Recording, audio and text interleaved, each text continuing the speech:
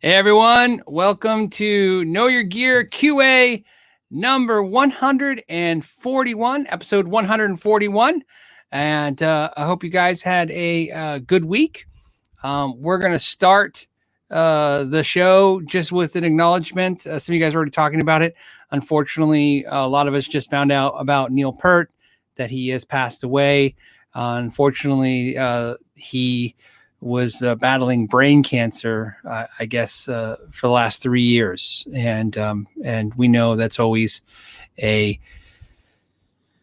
a thing that affects a lot of us. What I will do is I will make sure when I index this at this point, I will make sure to put a link to Cancer Society, or a link to any of his, I'll look for any of his family pages or anything, if anyone's in his family or with Rush is trying to, for those of us that just want to kind of help in any way, we can put that out and put some money towards, against cancer, because it's a thing.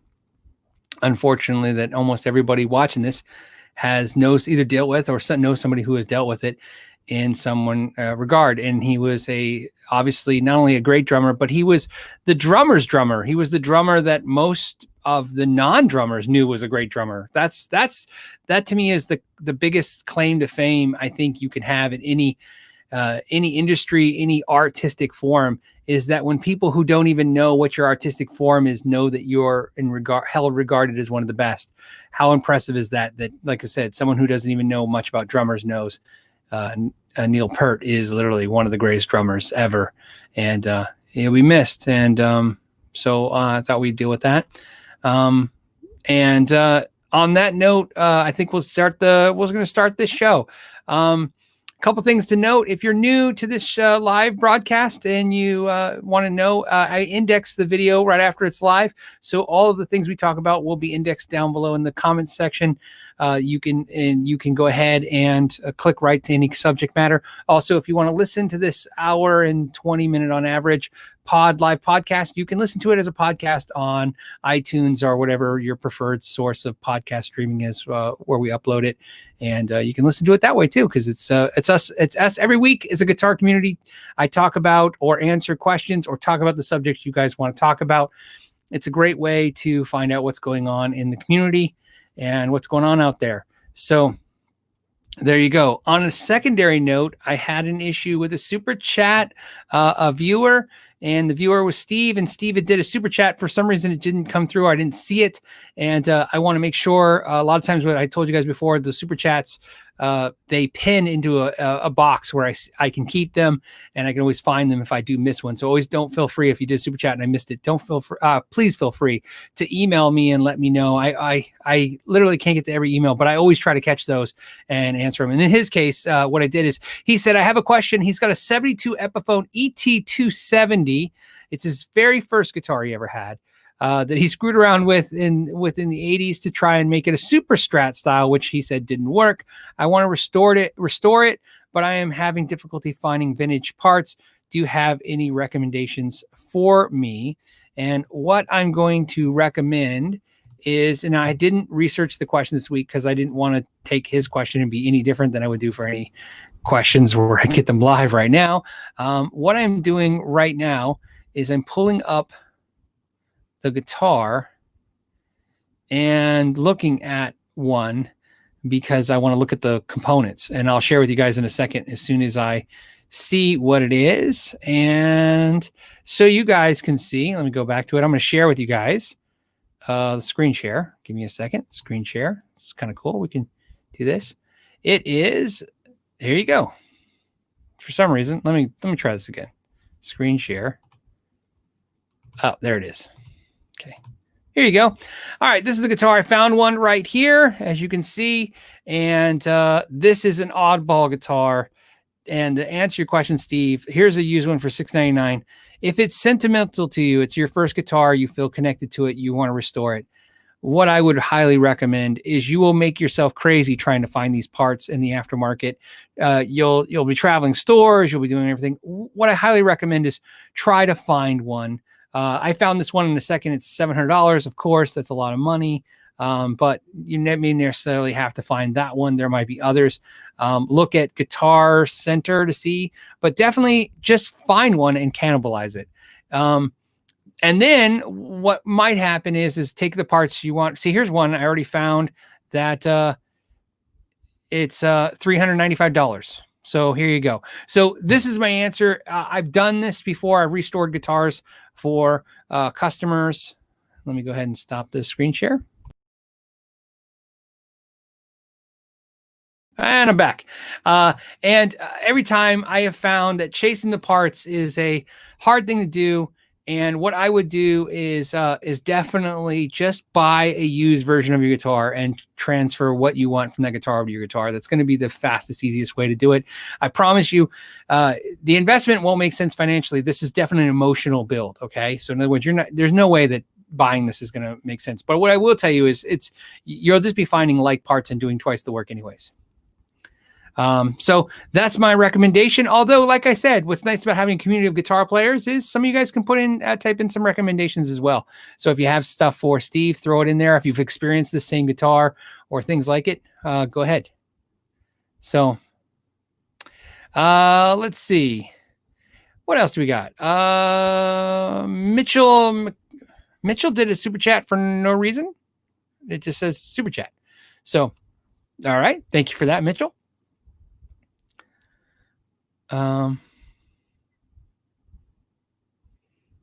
Okay. And then hold on.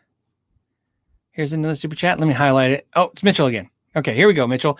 He said he bought a Halo based on your review of them. Can't wait. I'm really excited. Mitchell, let me know. I'm really excited. There has been an interesting thing because, like I said, I was playing that guitar today. In fact, I decided because NAMM show's next week, I had lunch today with Lawrence Petros. We went to and had a sandwich and hung out for a little while, played a little guitar, talked a little pedals and amps. We were checking out my Dirty Shirley together, and I was showing him guitars, and I pulled that guitar out, and man, did it just sound so good. It did. I'm almost afraid of that guitar being the guitar you're going to see in almost all the reviews that don't involve me reviewing guitars from now on. I'm really, really excited about that instrument.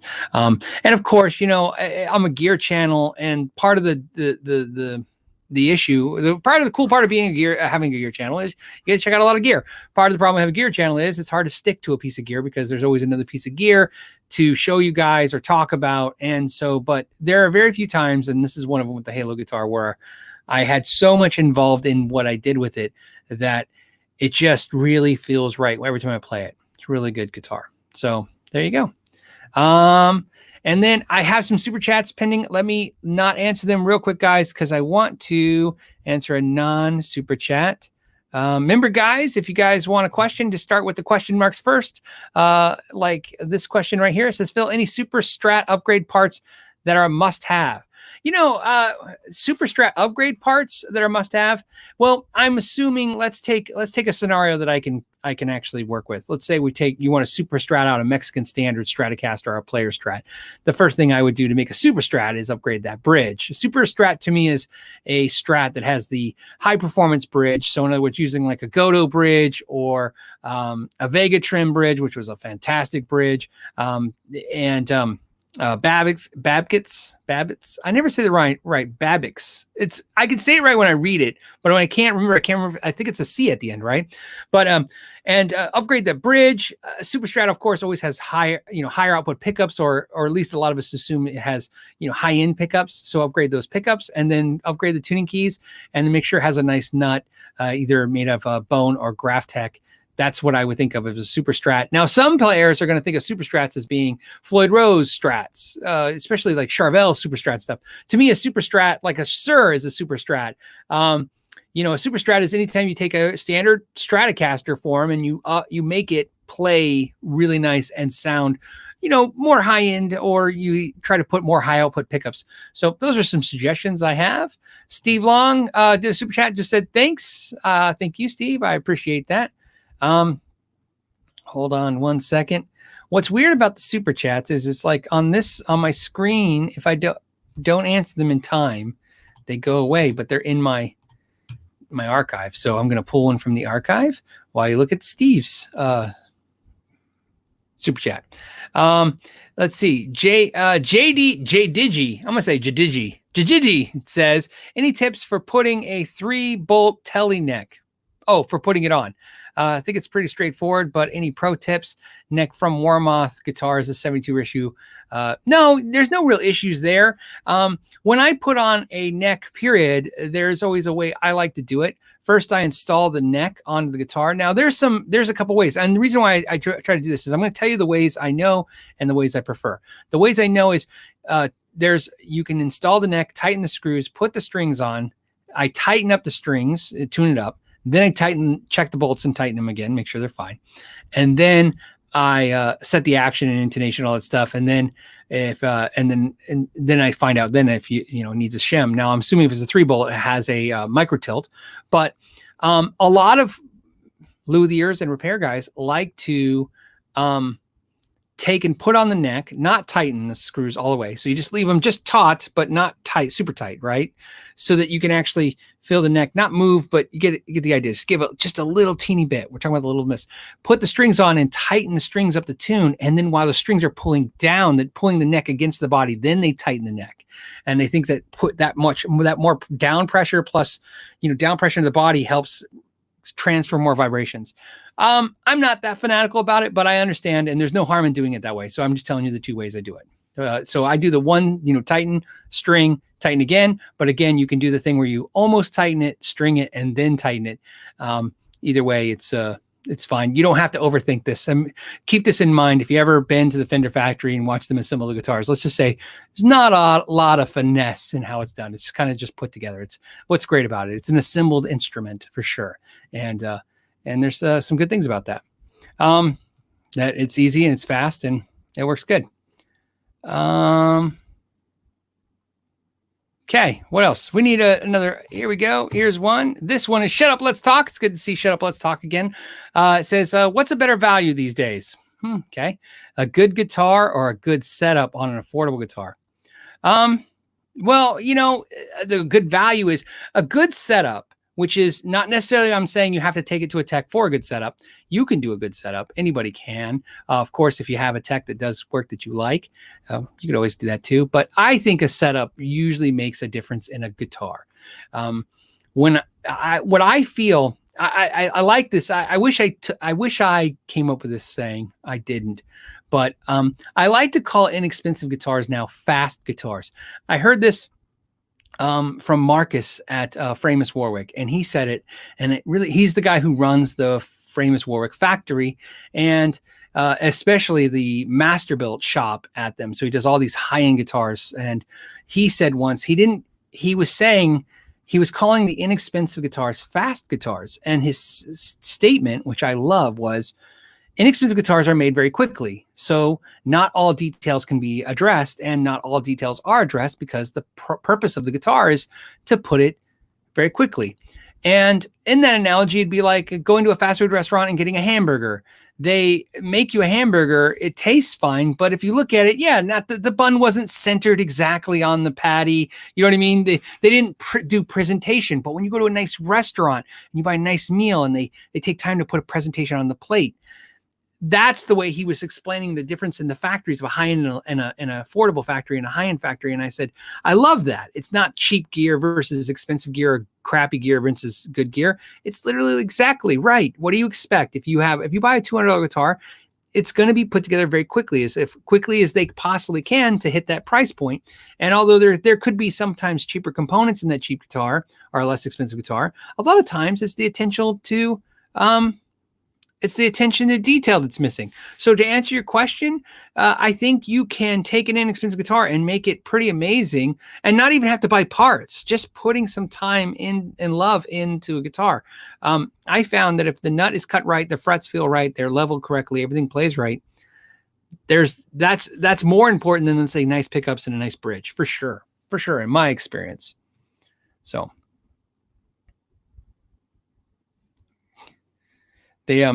And then because we're on this, my knees hurt said cheap meat versus quality meat in the reference I'm talking about. But yes, yes, to the point that's a different thing. Yes, they could be using cheaper components while making the fast guitar.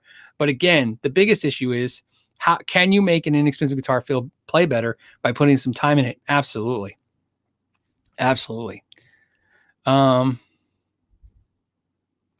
Okay, here's a good one. Philip says, does a neck through versus bolt-on actually affect the tone? I have a video with Neil Moser.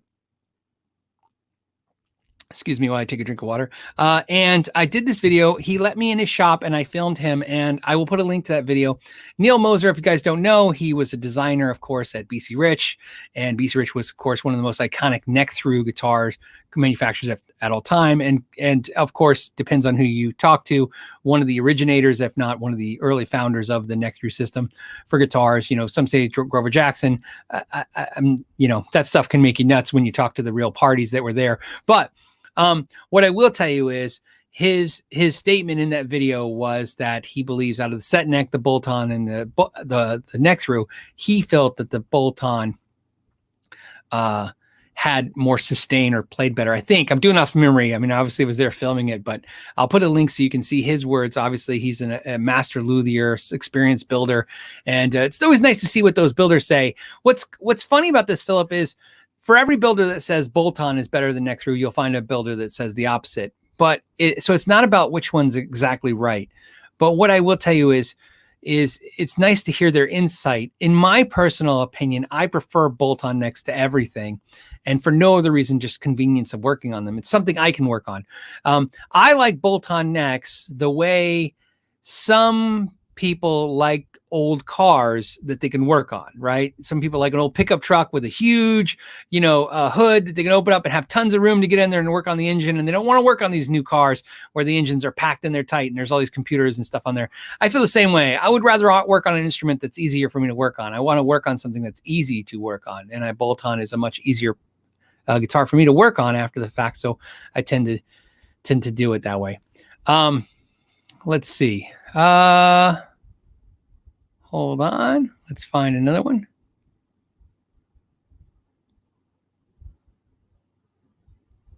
And then DR Guitar said, Gibson made neck through in 1964, Firebird and Thunderbird. See, DR, this is the question always in play, right? Which is, and then if you really look, you'll find somebody did it before that, and then somebody did it before that. And that's what I keep finding with everything.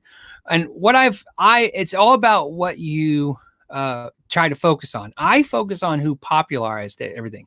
Like when I do a lot of videos, like when I did the decade in video, some people said, oh, that existed the decade before. And I'm like, yeah, but I didn't say that. I said it was popularized. So what's funny is, although that's great, I appreciate DR commenting about that, because it's great to know, because I'm sure that's where the inspiration comes from.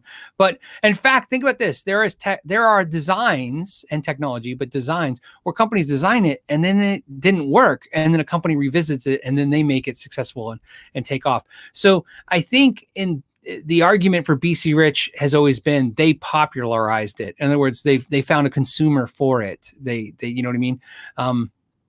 And that could be the case. But like I said, you'll find all of these guys argue about it all the time. I have tons of video footage right now, probably about 10 to 12 hours worth, maybe more, and of videos where I've interviewed so many builders, Trev Wilkinson, Paul Reed Smith, just goes on. And in the interviews, I like it. But what I notice when you watch the videos is the stories about the history are definitely filtered through the paradigms of those people. So in other words, they see the history the way they see it. I'm not saying they're wrong or right, but that's where it gets confusing. It gets confusing. And for every time they're like, in fact, think about this. One of the most controversial things is who originated or who built the first electric bass. Leo Fender is noted as doing it, but yet there's a controversial thing where I think the family of another designer sued Fender even, or had an issue with Fender because their father was the original designer of the electric bass. However, that's the argument that's hard to figure out, is who did it. But what's not hard to argue is who made it popular, and it was obviously Fender. So sometimes that's why I look at that. I'm curious to see how you guys see it that way how many see it that way as well. I definitely look at who popularized something. I think, rock and roll is a great example, right? Elvis Presley, he popularized rock and roll. Some people are like, oh, he's the father. He invented rock and roll. I'm sorry, guys, I left my phone on. And what's funny was, hold on a second. What's funny was, it's sometimes it's who popularized it. Okay. Let's see what else we got. By the way, thank you for the comment, DR. That was cool to know. And then,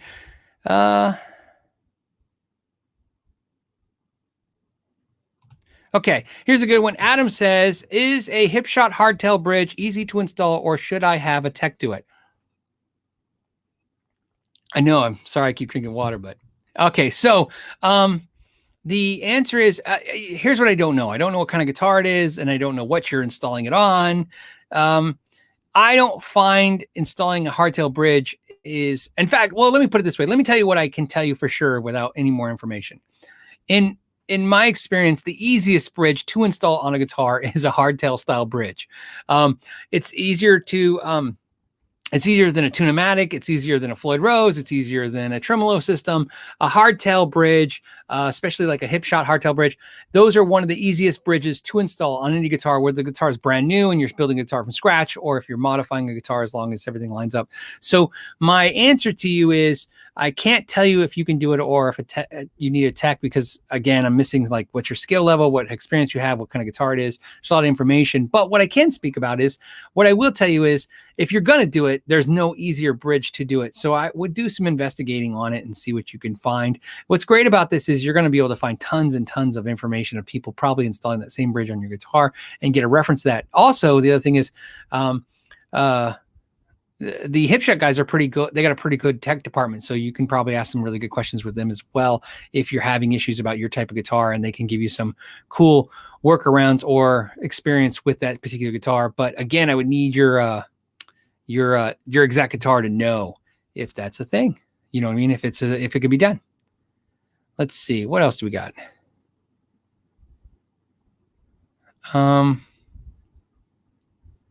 Let's see. And hold on, I'm just skimming, guys, real quick.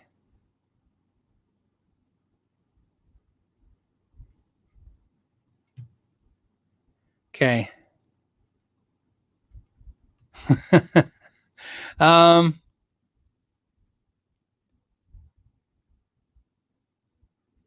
Okay, here's a question. This question is from the Asian Redneck. That's always a weird name. It says, Phil, I just checked out the Jackson Pro DK2 Burgundy Mist, and it was crazy neck heavy. Is this common thing with those, or was it something that slipped through QC?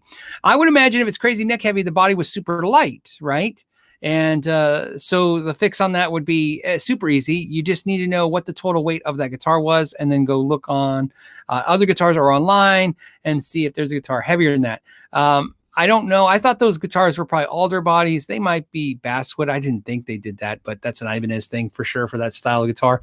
But if the guitar was neck heavy, it was definitely because the body was just too light, and that can be fixed by just picking a heavier body. So yeah, that happens a lot. Some guitars, they're just neck heavy no matter what they do, because they're going to, but most guitars are neck heavy because obviously the neck is heavier than the body. And so if you buy a guitar that's just a little heavier, if you already own the guitar, that'd be an issue we'd have to deal with. But you tried it, you didn't pick that one. I think if you want that guitar, go online, go on Sweetwater, and they'll have like 3 or 4 of them in stock and show you the different weights, and then pick one that's maybe not the heaviest, but obviously if you can tell from the lighter end of the side of the spectrum, go for something a little heavier. That's why, like I said, I always tell people I like lightweight guitars, but the truth is I like specific weighted guitars. I like guitars to be in a 7.5 pound range, because I notice as they get towards the 6.5, they get a little top heavy. They resonate a little differently. And as they get closer to 9 pounds, they're a little heavier than I like, and they resonate a little differently. Mostly they have a tighter resonance that I like, but I like the comfort too. So all right, what else do we got? In fact, hold on, let me pull my other screen. Because, like I said, I like looking at the StreamYard. StreamYard is the service I'm using. you can pay for their service and upgrade it and lose the watermark. I haven't done it yet because I've been experimenting whether I like this or not, or I'm going to go back to OBS. And I like the StreamYard functions, except for the screen that they use. It's nice that I can highlight it like I am right now for you guys, but I hate that I can't see every comment sometimes. It seems like I'm missing some, so I got to look at the original feed that you're looking at as well. So,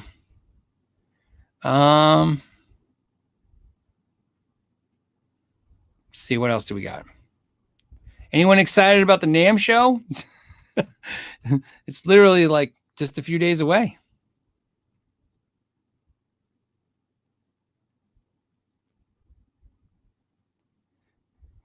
I know so many. Okay, hold on. All right, I'm going to do, hold on. Here's a super chat while I'm reading. This is from Adam. It says, best humbucker coil splittable guitars for $1,000. Whoa. That's tough. You know what? Let's not use the price point. Let's just go with what's best humbucker coil splitterable. And I understand that there's a limit, so I'm not going to try to go crazy. $3,000 guitars. I'm trying to think what my favorite split humbucker is. You know what it is for $1,000? I'll tell you, my favorite splittable humbucker was the Paul's Guitar SE, for sure. God, I love that. It sounded so good split. I think there's a difference between taking a good pickup and putting a coil split on it versus designing a great pickup that you know will sound good coil split. Does it make sense? And the Paul's Guitar, which is about $1,000, coil splittable, it's fantastic. I really love that guitar. When I look back at guitars I've reviewed over the last, couple of years, there's certain guitars that stick out in my mind as like, wow, that was really cool. That was really a good instrument. It was a really fun day, checking it out and doing stuff. And that was the guitar. So the Paul's Guitar SE, definitely. And like I said, so that hits all the categories. Hold on. Oops. And we got Overview Effects says the Peart Has S2 Satin is $1,000 new. Very overlooked guitars. This is true. This is as you guys know, I like Peart Has S2 as much, if not more, than Core, because I like them. I think they're more of a working man's guitar. I think I like S2 a lot, but I don't necessarily need the all the beautiful aesthetics of a guitar. I'm just not into that. It's not my thing for the most part. I'm going to be reviewing the new S2 594. I don't know which version I'm going to be reviewing. But stay tuned. My understanding is that will be here. So when I come back from the NAMM show, literally it'll be one of the first videos you see after the NAMM show is me doing a review of that guitar. That is my understanding. So I'm excited about that. I plan to do 2 videos. Maybe you guys will be interested in this. I'll do a full review of the 594 S2 so we can check that out. And then I'm going to do a video comparing it against the Core 594 to see, what's the difference between the $1,500 made in USA S2 and the $3,600 Core. So, and then BK, I'm going to grab yours because again real quick, and then I'll grab a new non-super chat. BK says, happy Friday. Are Fluence pickups overrated or overhyped? I've only played them once, and it was in that Ibanez. I did a video. I'll put a link to that. I did it with Henning Pauling, and my reaction to that video is very easy to understand. I was very, very, very shocked and pleased with the pickups. I would love to try a set of Fluence pickups in a guitar. I just haven't had the time or the energy to try to buy a set and install them yet in a guitar. I haven't figured out which one to do. There will be a set this year because obviously I'm doing all the pickup reviews and I have it set up to where I can do pickup reviews. So I will definitely get a set of those. I reached out to Fluence. I didn't really hear anything back, but for a lot of the pickup reviews, it's okay if I don't get company interaction. This is something that I allocated a budget to, and I'll be buying a set of those pickups to try. So, BK, not only will I be trying the Fluence pickups, I'll be comparing them to the EMGs and other pickups as well. I'll be able to actually compare the Fluence in real time to the EMGs, so you get a reference. We'll be able to see how much different they are. That's another thing too about the comparison of that stuff. It seems really good. It seems like you guys like it. I'm excited about it, but I notice a lot of companies not so super excited about doing comparison videos. So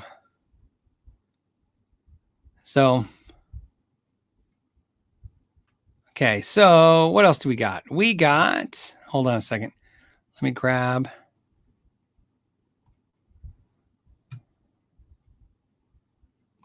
Okay, here's a question. This is from Eric. He says, which amp do you think is better, Blue Guitar Amp 1 or the Black Spirit 200? Well, you got me at a disadvantage, Eric, because I just told Lawrence Petros at lunch today that I like the Black Spirit more than the Blue Amp 1.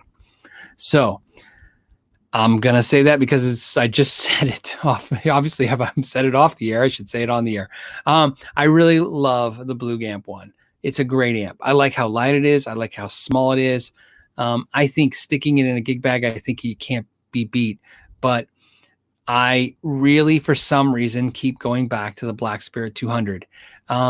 In my mind, with the tube amps, with the nice amps I own, the tube amps I own, I generally will play those tube amps. I'm not going to play a lot of anything else. I'm going to play, my Dirty Shirley or the Peart Has or, my Mesa or Fenders or the Marshalls or, Dr. Z or whatever else I'm playing at the moment. But for some reason, the Black Spirit is like a great amp. I plug in and I'm just very happy with it. I'm not blown away with it. I never say like the Black Spirit is the greatest amp ever. I would never say that. What I would say is I feel like it's the, I don't have a great analogy. It's just a great amp. I was going to say it's like the Toyota Camry of amps. It's dependable and it's good, but really that's what it is. It's small, it's light, it sounds good. I can plug pedals in it. I can take it to a gig. I can take it, I played in front of 26,000 people with a Black Spirit amp, and I was ripping the face off of the people in front of me. The thing was so loud. I got really carried away at that event.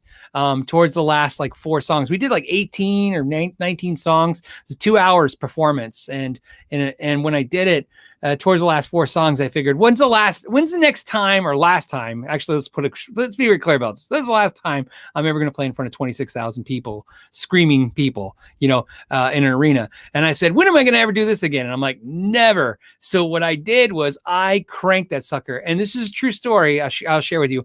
I was so loud that Pixie Licks, or as you guys know, Steve from Boston, was behind me, behind my amp. And at the end of the show, he goes, you were so loud that I was over him. I was drowning him out. And remember, he's standing in front of his amp and my amp's in front of him. And I was so loud that I was killing him with my sound. And I said, yeah, and it was the last 4 songs and I was just going for it. That Black Spirit was delivering. So that being said, I think that they're both great. If you don't need that small form factor of the Blug Amp, and then having the Black Spirit, what I like about it is two things. One, I like that it has digital effects, has effects in it. So I like having delays and reverbs and all that stuff, where the Blug has the reverb and it sounds great. It's just nice having the other effects too. The other thing I really like about the Black Spirit is the Blug Amp 1, it's nice that it's on the floor and you have a foot pedal, but here's what I have a problem with. I got to run the guitar into the Blug Amp, and then I run a speaker cable, like a 10-foot to 20-foot speaker cable, to a cabinet behind me. Where on the Black Spirit, I just put it on top of the cabinet and I don't have to worry about that. And I can just turn the selector with my hand, although it has a foot switch, but it has its own cable. So that's a very long way. I just want to give you the reasoning for both. And I think there's strong reasons, obviously, since I've reviewed both. I currently own both, by the way, and I really like both, but I tend to like the Black Spirit. The other thing I will tell you, so you guys know, is that something I've learned is a loophole is if you're going to buy a Black Spirit amp, definitely buy it from Thomann in Germany. And the reason is if you go on the Thomann site, they're a lot cheaper than anywhere else in the US. So if you go to Sweetwater, Musician's Friend, anywhere, go to Thomann.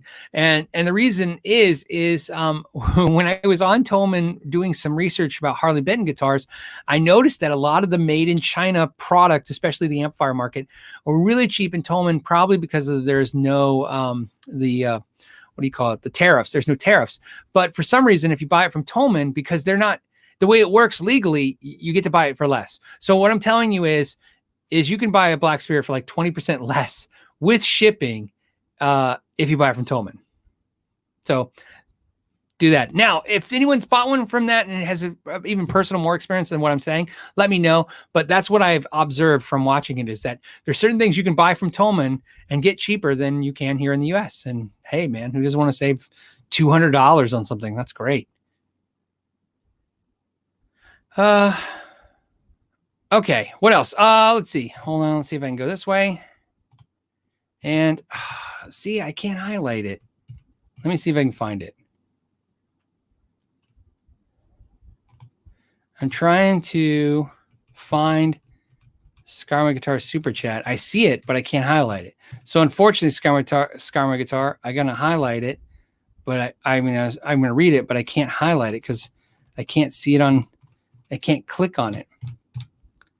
It's weird how it gets rid of stuff from me. Scarma Guitar did a super chat. It says, "Cause you're my hero and you're gonna build one I made." Yeah, so Scarma Guitar built some body and neck, and we're gonna do. I think what we finally decided. I thought instead of doing a giveaway, I think what we decided is I'm gonna do a sharpen my axe with the body and neck, put it together, deck it out, and then what we'll do is we'll put it for sale probably on eBay, and then what will happen is 100% of the proceeds will go towards a charity, and then somebody will be able to buy it. That was the idea. Instead of doing a giveaway, was like, hey, let's help a charity out, and then somebody can buy the instrument, and then and that's fair, because if somebody buys it for $50 or $500, it's whatever the fair market pulled, and then the money can go to charity. But either way, that's the idea to do that. So yes, actually, I'm excited about that as well. So so very, very cool. By the way, Sean, get better. He's had pneumonia. Scarma Guitar's had pneumonia. So, Drum Bum 73 says, "Fixin' to buy me a Peart Has Mira. Is yours an SE? Wait, is yours a SE, S2, or Core? Thoughts on the SE Mira?" So Drum Bum, my two Miras, I have two, are both Cores. I've never tried the SEs. I have tried the S2s. I like the S2s, but I like my Cores, and it has nothing to do with like Cores are better than S2s or S2s are better than SEs. I literally, when I bought my Mira, my first Mira, the one I play 99% of the time, that's the only one that existed, was the Mira. In fact, when I bought the Mira, it was the cheapest Peart Has you could pretty much buy, and that's why I bought it. I bought it because I was like, oh, I can buy a Peart Has, and I was a dealer for Peart Has. I just bought it because I was like, I'm not, as a dealer, I couldn't justify spending, the money for a Peart Has. You know what I mean? I'm around guitars all day, and I didn't want to buy an expensive guitar to have at the house. I bought a Mira. I loved it. I loved it so much that I go, I'm going to get a real Peart Has now. And I got a higher end core, and I've never loved any Peart Has as much as my Mira, maybe because it's my first impression.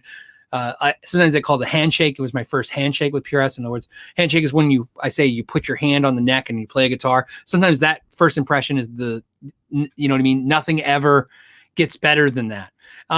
Then what happened was, a friend of mine who's also a patron sold his Mira. It's a one-piece maple top Mira. It's a very limited, very hard to find Mira, and he was selling it, and he said, "Do you want to buy it?" And I bought it in the idea that I'm like, I don't know if I want it or not, but I knew the opportunity was now, so I bought it.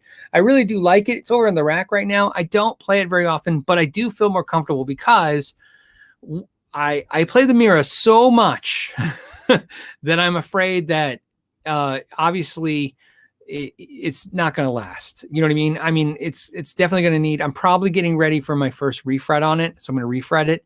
And, you know what I mean? It's just, I mean, I work that guitar. I play it. It's got dents and dings everywhere. I mean, it's a relic Mira. It's a guitar I drag everywhere, play everywhere. So I beat it up. And what's funny is I can't even tell you it's a great guitar, because if you notice, one of the comments I got was Jean at Peart Has said, when she saw it a couple times in my videos, and she says, "Hey, do you need a truss rod cover? I'll send you a truss rod cover." And I said, "No, I leave the truss rod cover off because my Mira, just that one, the neck moves all the time. You know what I mean? It just like, it gets cold, the neck moves, and then it gets warm and the neck moves, and I have to make adjustments. But it's one of those things where, although that drives me crazy, the guitar, the way it sounds and plays, it trumps all." So SD Design said, "Know your gear."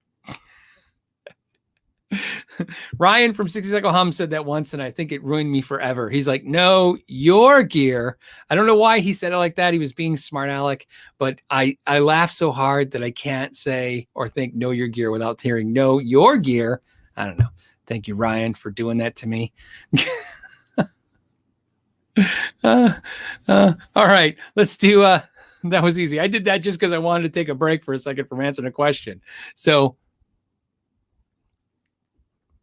All right. What else do we got?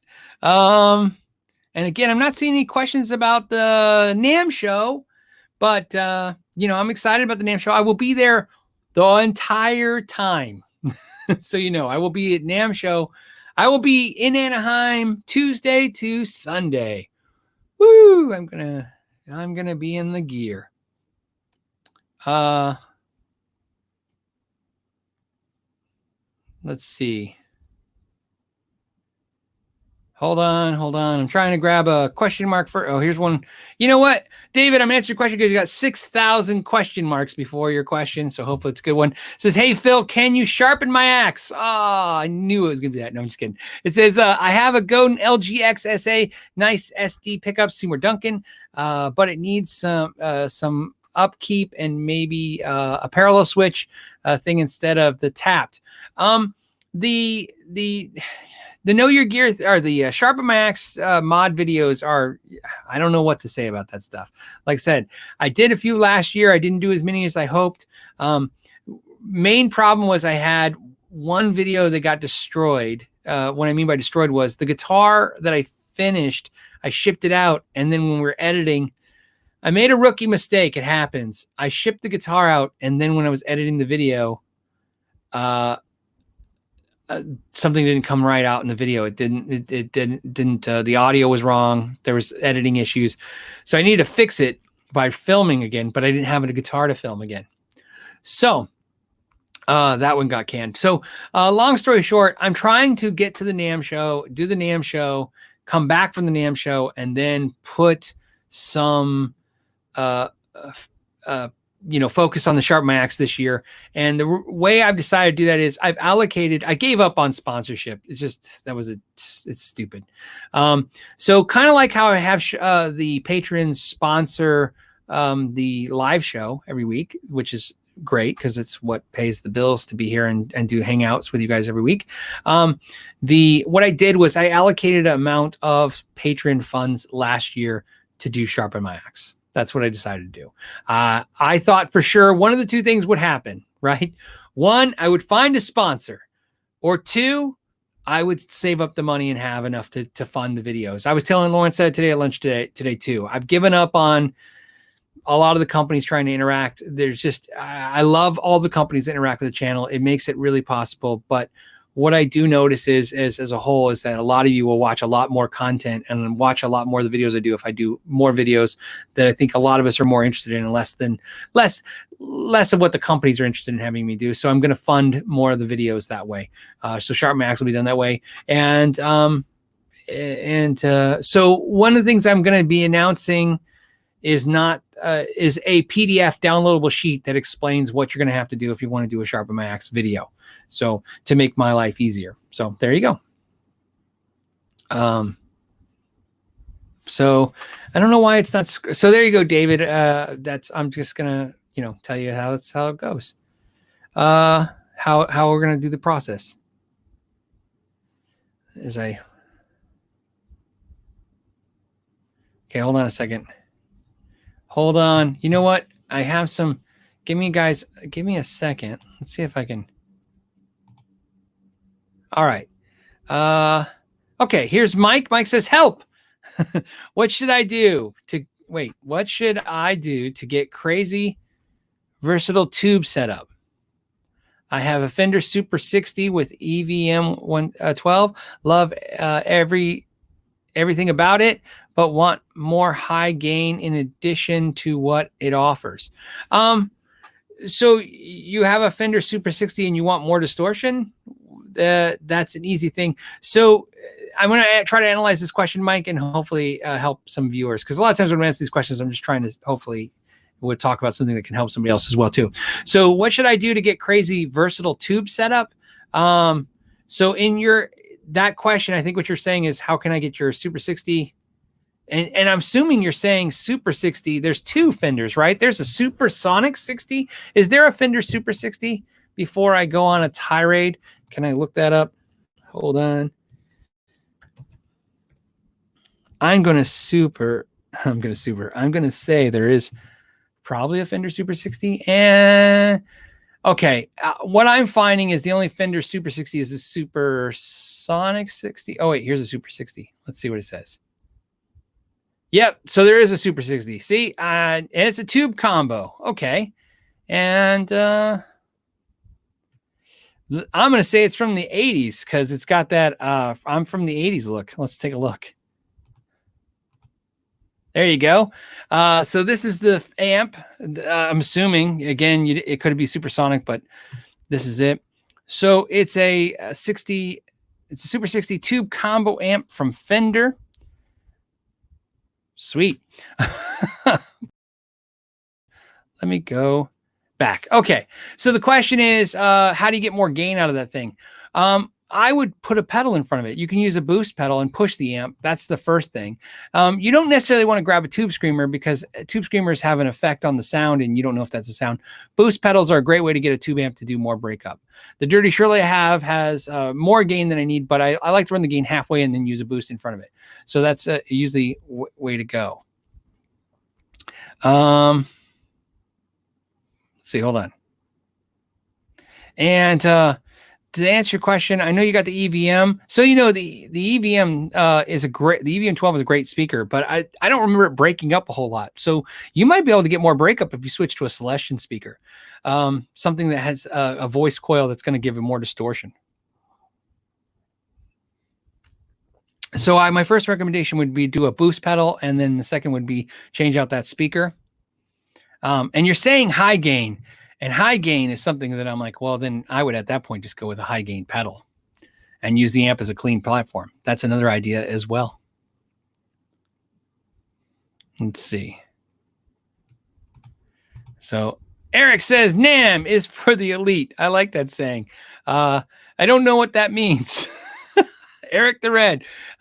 Eric, NAMM is for the people who pay for the NAMM fee to get in, and or for the people who can figure out how to get somebody to give them a pass to get in.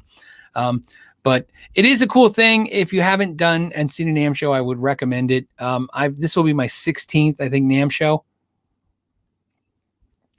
I hope it might be more, but I'm going to say 16.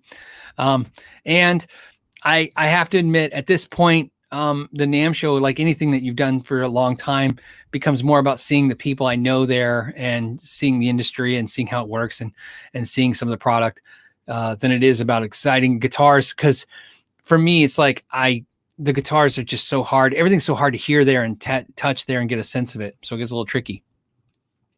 I have some super chats. Hold on a second. By the way, back to the first question about the Super 60. Tom suggests any LPD boost. I will suggest the Saguaro boost, or for anyone who doesn't live in Arizona, the Saguaro. But here, if you live in Arizona, we know it says a Saguaro. I have some super chats that are stacking up, and let me get to it. Age says, are locking tuners the best option for staying in tune? No, the best option to keep a guitar in tune is make sure the nut is cut correctly. I have 90% of the time in my experience, when a guitar is not staying in tune, it's because the nut is not correct. And that being said, even when sometimes like, oh, it's the tremolos moving. But see, here's the thing. The tremolos, you know what I mean? They're never really as big of a problem as people think they are. They're not the problem, but the nut has to be right. I'd say that's first. So tuning stability, let's do it this way. I got a great answer for you, Edge. The tuning stability of a guitar, in my opinion, is first making sure the nut is cut correctly. Second, then it's making sure that the bridge is set correctly, whether that be the tremolo or the hardtail, but usually we're going to worry about the tremolo if we're worrying about the bridge. And then third is going to be the tuning keys. And locking keys to me are just about fast restrings. I will say this, but generally speaking, locking keys, because they're locking keys, are nicer. They are going to be better quality tuning keys than some of the cheaper keys. Although keep in mind, what's driving me crazy right now is a lot of you guys that send me personal emails, you're finding all these weird, crappy locking keys out there that are like $12. And I'm like, dude, I would rather have nice quality 18-to-1 quality made of steel, brass, or aluminum, or something that I know what they are, and quality gears, because that's what's the problem when they do these encased tuners. You don't know what kind of gear is in there, what's the sprockets in there. Sometimes it's this junk. I mean, they're supposed to be made of brass, but they sometimes can make these things out of junk. They're not put together really well, and so you can actually get a crappy locking key that's worse than a traditional key. And to me, a locking key that's not made correctly is actually more problematic. I've had now, it's growing, the problem grows. In the last 2 years, I've seen more and more where I have a guitar and I'm doing either repairing it for a customer, working on a customer's guitar, or doing a review. And the locking key is so cheap that the key, it's the locking mechanism, it's going loose, and then the string is going flat. And then I go and check it, and it's like I got to retighten that lock. You shouldn't have to turn those locks once they're locked. So to answer your question, I don't think the locking keys are going to help your guitar stay in tune. They're not your best option. Your best option is to make sure you have your nut is cut correctly, make sure that your bridge is set up correctly, and then make sure that you have good tuning keys. Although locking keys make restrings fast and easy, and that's always nice. So that's my order of issue. And then, like I said, look at I had this Reggie. As you guys know, Reggie does some super chats. He always asks me questions. He sent me a personal email the other day, and he was like asking me about locking keys, and I let him know I trust hipshot. I trust. I don't even trust Spurzle that much anymore. I've had issues with them, although I still like them. To me, right now, I've had good, consistent quality. I feel good putting my recommendation next to products like hipshot, Godo, and Ratio tuning keys. I've had really good experiences with those, to the point where I haven't had a bad experience yet. I like Grover's. I like Spurzle. I like Schaller. I like those tuning keys, although I've all experienced a bad key with them so far. So I'm not saying because I had one bad or two bad experiences, all their keys are bad, don't buy them. But it's a lot nicer for me to say hipshot, never a problem. Graphtech, never a problem. Godo, never a problem. That's really nice. I like that. It feels good to recommend something where I have never had a problem. You guys out there, you might put some comments that you've had problems. I love hearing that stuff. It's always great because I can only have so many experiences, where if there's hundreds of us all having experiences, it's a great way to figure out what's going on. But there you go. Let's see. The next question is from,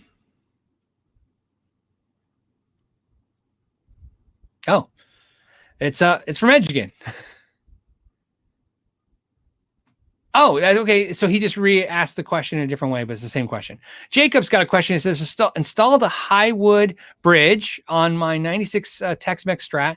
Thank you for your recommendation. It's much more comfortable. What's your favorite analog delay? So you guys don't know what Jacob's talking about. I recommended the Highwood bridge saddles, which are the bent saddles that go this way, which bent saddles that hook this way, so that when you put the screw in there, the screw never comes up the top, so you don't have to have that cheese grater effect on the bottom of your hand.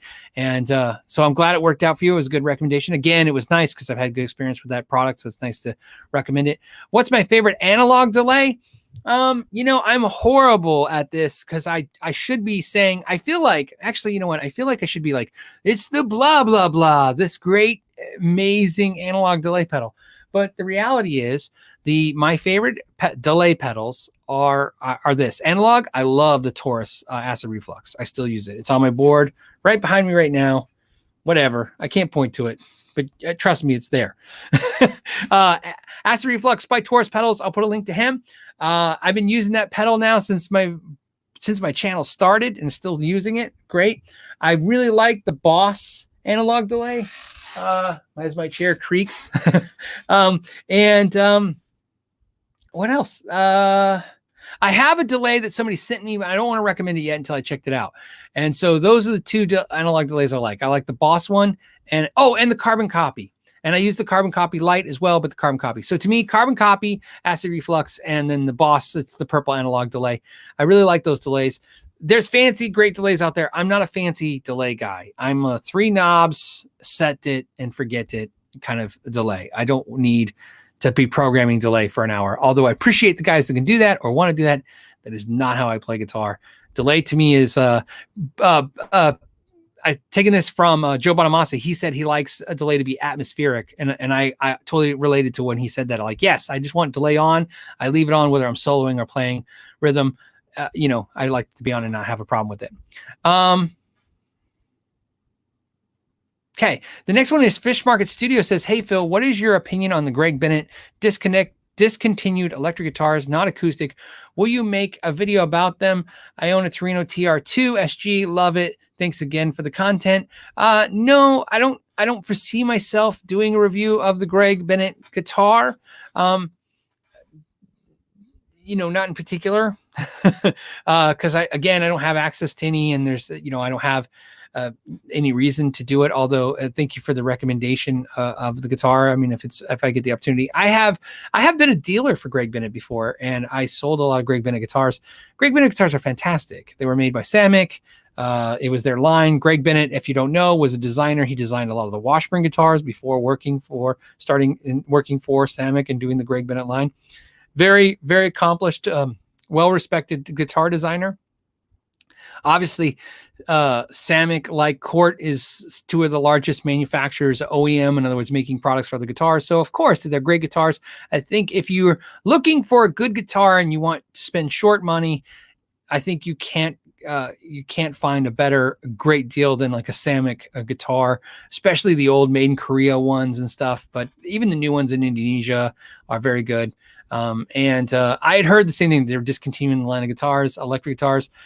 So that's the answer on that. Bill, hey, Bill, what's up, buddy? He says, $10 Microcube, is there a better battery amp? $10? I'm sorry, I got to drink water. I'm going to lose my voice on this show, I can tell. $10 Microcube, is there a better battery amp? No, not for $10. The Microcube by Roland is what I use. I have a Microcube.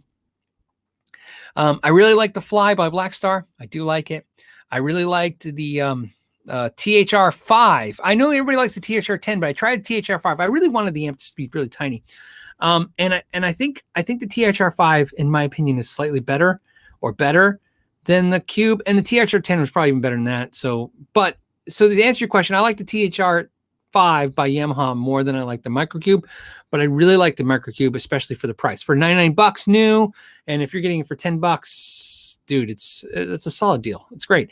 The thing I can tell you about my Microcube that is funny is I've had my Microcube since 2006. I bought it in 2006 new. It is the guitar on my bench. If you watched any of my bench videos, at some point, it's got to be in there. It's red. I have a red one. And what I can tell you is I have left it on for weeks and months. It just stays on. I leave it on all the time. Sometimes I look over and I go, I haven't turned it off. So that amp has been abused for a long time. 18 years? Is it 18 years? No. Yeah, right? Am I doing that? No, 14 years. 14 years. 14 years I've been abusing that amp. It's a great amp. So, I mean, what can you say about that? And then Thomas Graham said Katana MK2 or Blues Cube. See, now this is what's funny. See, what I love about talking about gears, because it's by the logic, I should say the Blues Cube. But to be honest with you, as much as I like the Blues Cube, I did a shootout. I didn't do a video. I did a shootout. Me and some friends. We took the Blues Cube, the Roland Cube, the Katana Mark I, the first one, and something else, another Roland type product. And we end up all liking the Katana. So I would imagine I like the Katana more than the Blues Cube. And I like the Blues Cube. The Blues Cube's a great amp. In fact, fantastic amp. But in my personal opinion, for the amount of money the Blues Cube costs, you can get the Katana for less money, and you're going to get something that's going to get close to the Blues Cube's tone, plus give you other tones as well. And I didn't play the Blues Cube and went, whoa, it blows the Katana away. It has some nice qualities. I like the Blues Cube, But I would say of the two, I would pick the Katana. If it was me and my money, I would pick the Katana. But here's what's really crazy. As much as I like the Blues Cube, because I've recommended it before, and it's a great amp, and I had one for a while, and I got rid of it for no particular reason, just like everything, essentially it cycled out. What I would tell you is, if it wasn't my money and somebody was just going to give me one, I'd probably pick the Katana. I like the Katana for feature set more than the Blues Cube. Although I will tell you this, I love the way the Blues Cube looks more. Not that should matter, but it's just